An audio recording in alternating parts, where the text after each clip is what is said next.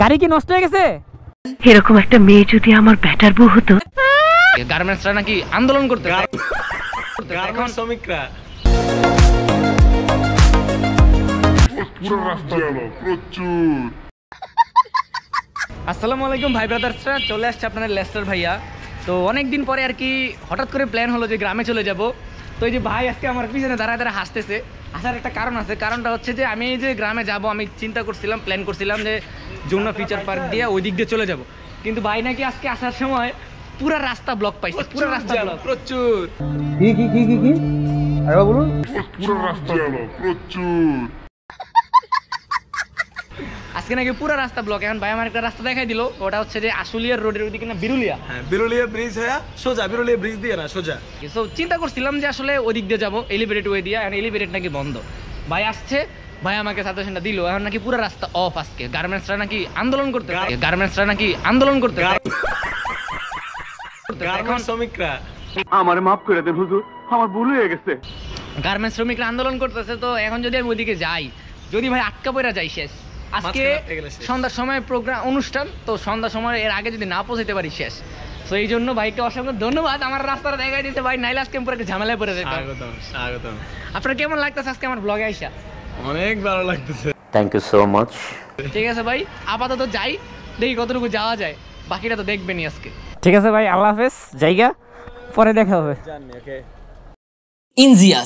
ইনজিয়াস হচ্ছে একটি video editing agency, যেটা আপনাদের ভাই সুজিব ভাই অর্থাৎ আমার নিজের ভিডিও এডিটিং এজেন্সি। তো আপনারা যদি কেউ প্রফেশনাল লেভেলের ভিডিও এডিটিং করাতে চান, তাহলে এখনই ভিডিওতে দেওয়া হোয়াটসঅ্যাপ নাম্বারে যোগাযোগ করুন। নাটক, cinema, short film, music video, wedding video সহকারে যে কোনো ধরনের ভিডিও শুটিং প্লাস এডিটিং করে দিবে ইনজিয়াস, মানে আপনাদের সজীব ভাই। সো এখনই যোগাযোগ করুন হোয়াটসঅ্যাপ নাম্বারে। বিসমিল্লাহ। যাই হোক, আজকে শুরু করলাম। এখন হাত খালি আছে, হাতে আগে একটা গ্লাভস কিনতে হবে আমাকে। গ্লাভস কিনবো, গ্লাভস কেনার পরে হচ্ছে যে দুপুরের খাবারটাকে খাইতে হবে, কারণ দুপুর দিকে বেরোইছি। এখন যদি খাওয়া দাওয়া না করে যাই তাহলে আবার মানে প্রেশার হয়ে যাবে। সো আপাতত হচ্ছে যে হাউস বিল্ডিং থেকে একটা গ্লাভস কিনবো। ভাই গ্লাভস আছে না? কই গ্লাভস? হাফ গ্লাস এগুলো ছাড়া আর অন্য মডেলের নাই ভাই। তো নিলাম এক জোড়া গ্লাভস। গ্লাভস দুইটা দেখতে লুকিংও ভালো আছে, দেখতেও সুন্দর, মোটামুটি চলে। তো এই তো চলে আসছি কাচ্ছির দোকানে। এই যে নামটা হচ্ছে ভাগ্যকুল বিরিয়ানি হাউস। এই যে এটা। তো এখানে আপাতত দুপুরের খাবারটা খাবো, দেন বের হব।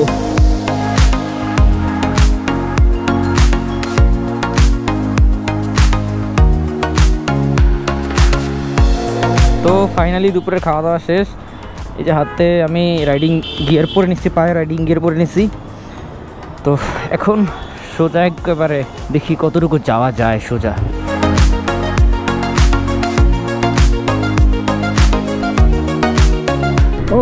আমার তো ফুয়েলও প্রায় শেষ। ফুয়েল লোড করতে হবে আগে আমাকে, তারপরে গ্রামের দিকে আর কি ছুটবো আমি। অ্যান্ড এই যে লোকেশনটা দিয়ে যাচ্ছি, এই লোকেশনে আমি ফার্স্ট টাইম।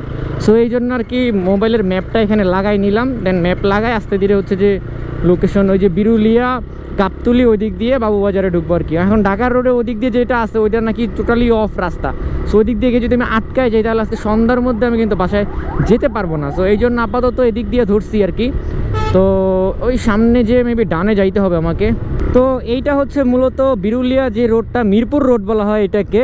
তো এটা ওয়ান ওয়ে রোড, ওইদিকে সব টু ওয়ে, এটা হচ্ছে ওয়ান ওয়ে রোড। সো এখানে একটু দেখে শুনে ধীরে সুস্থে বাইক চালাইতে হবে। আর আজকে এই রাস্তায় মোটামুটি দেখা যাইতেছে যে ভালো পরিমাণে গাড়ি চাপ আছে, তার মানে ওইদিকে শিওর জ্যাম লাগছে। সো জ্যামের কারণে এই দিক দিয়ে হয়তো বা সবাই আসা যাওয়া করতেছে।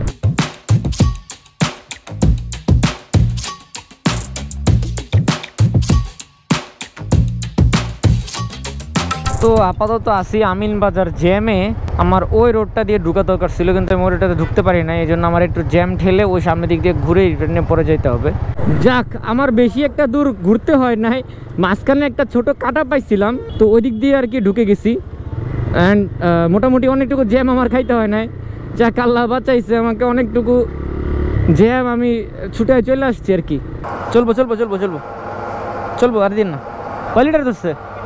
1232। তো টোটাল তেল নিলাম এখন 1200 টাকার, নিচে হইতেছে 9.86 লিটার। তো ঢাকা থেকে মোটামুটি রাইড করতে করতে প্রায় 20 কিলোমিটার মতো রাইড করছি। তো 20 কিলোমিটার রাইড করার পরে এখানে একটা পাম্প পাইছি, এই পাম্প থেকে তেল নিলাম। জানি না তেলের কোয়ালিটি কেমন, তেলের কোয়ালিটি ভালো কিনা। তো এখান থেকে বাবুবাজার হচ্ছে যে মাত্র 8 থেকে 9 কিলোমিটার। সো এখানে হচ্ছে যে মামা দাঁড়ায় আছে, ওরে নিয়ে ওইখান থেকে ব্যাক করবো, ওখান থেকে মানে গ্রামের উদ্দেশ্যে যাব। আপাতত এখান থেকে 10 লিটারের মতো তেল নিলাম, এটা দিয়ে আমার যাওয়া আসায় মোটামুটি হয়ে যাবে, দ্যাটস ইট। সো আপাতত দেখি ওইদিকে যাওয়া শুরু করি, বাদ বাকি কথা পরে হচ্ছে। আমি ইসমাইলের কল দিতে ইসমাইল আমার কল দিয়ে দিচ্ছি। হ্যালো, আমি তো আসি, তো তুই কই? তাহলে তুই বাবুবাজার আয়, বাবুবাজার ব্রিজে আয়। হ্যাঁ হ্যাঁ, কাছাকাছি, গুলিস্তানের কাছাকাছি, বাবুবাজার ব্রিজে আয় পর। আমি ব্রিজের থেকে নাইমা ওই যে চৌরাস্তাটা আছে না, আচ্ছা ঠিক আছে, ওই জায়গাটায়। ওই তো ডান সাইডে লঞ্চ দেখা যাইতেছে, তার মানে বাবুবাজারের একদম কাছাকাছি চলে আসছি। আর মাত্র 2.5 কিলোমিটার আছে, কিন্তু 2.5 কিলোমিটার রাস্তা যাইতে অনেক সময় লাগবে, কারণ এই ধরনের ভাঙা রাস্তা আর হচ্ছে যে জ্যাম, রাস্তার ভিতরে অনেক জ্যাম। ফাইনালি বিশাল কষ্টের পর ভাই আজকে আমি এদিকে আসলাম, এই যে এদিক দিয়ে ব্রিজে উঠে যাব। এখন আবার সামনের দিক দিয়ে যাইতে হবে। কি একটা ভাই জ্যাম যে খাইলাম আজকে, আল্লাহ। ফাইনালি বাবুবাজার ব্রিজে আমি বহুত কষ্টের পর আসছি। তো ফাইনালি এই যে মামা আরে নিয়া বাসার দিকে যাবো। এখন 3 ঘন্টা লাগছে আমার ঢাকা থেকে বাবুবাজার আইতে। কয় ঘন্টা? কতক্ষণ ধরে দাঁড়ায় আছিস? 1 ঘন্টা। 1 ঘন্টার উপরে দাঁড়ায় আছে। তো এখন হইতেছে এদিক থেকে একটা না জামুগা, অলরেডি সন্ধ্যা হয়ে যেতেছে, তাড়াতাড়ি বাসায় পৌঁছাইতে হবে। সো রাইড দেখতে থাকেন আপনারা।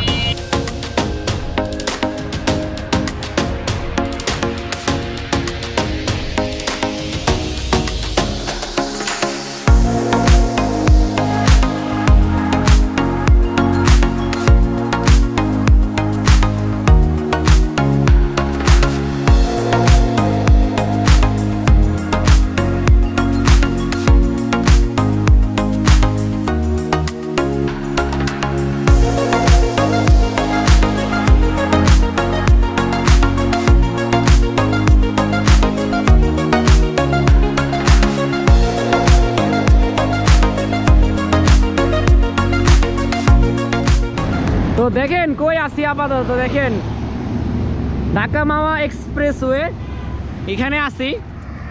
তো এই দিক দিয়ে হয়তো আর যাইতে বেশিক্ষণ লাগবে না। মামা হচ্ছে মানে পদ্মা সেতু এখান থেকে আর মাত্র 5 কিলোমিটার। আর এই যে মামা তো পুরো করা শ্বাস দিতেছে, করা শ্বাস দিছে আমার মামা। মামা তোমার ফিলিংস কি আজকে আমার সাথে আইসা? আমার ফিলিংস কিছুই নাই, ফিলিংস যাবো অনেকদিন পরে তোমার মোটর সাইকেলে, এই ইচ্ছা ছিল।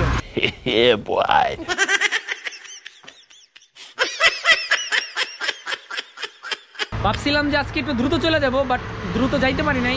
ঢাকার যে জ্যাম, ঢাকার এই জ্যামের মধ্যে মানে অনেক সময় লেগে। এখন আপাতত ওদিক দিয়ে যাওয়া শুরু করি, বাকিটা কথা হবে।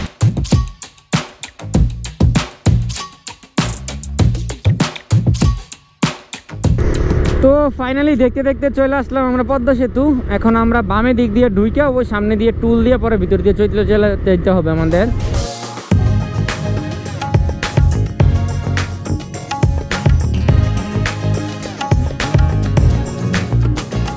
গাড়ি কি নষ্ট হয়ে গেছে? এরকম একটা মেয়ে যদি আমার ব্যাটার বউ হতো। এইটা কি কোনো কথা? গাড়ি গেছে নষ্ট হইয়া।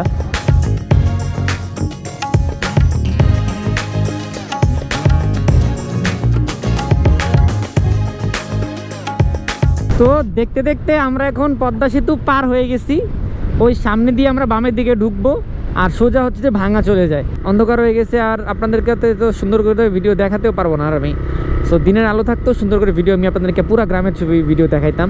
তবে হ্যাঁ, আমি এই ভিডিওর শেষে গ্রাম এলাকার কিছু দৃশ্য আমি এগুলোতে অ্যাড করে দিব। হ্যাঁ, আপাতত আমরা এখানেই মনে হয় বিদায় নিব, সামনে একটু ব্রেক নিব। আমরা পদ্মা সেতুটা যখন পার হয়ে একটু ভিতরে ঢুকছি, আর ভাই ঠান্ডা শুরু হয়ে গেছে, মানে গ্রামের একটা আবহাওয়া চলে আসছে। এই হচ্ছে ব্যাপার স্যাপার।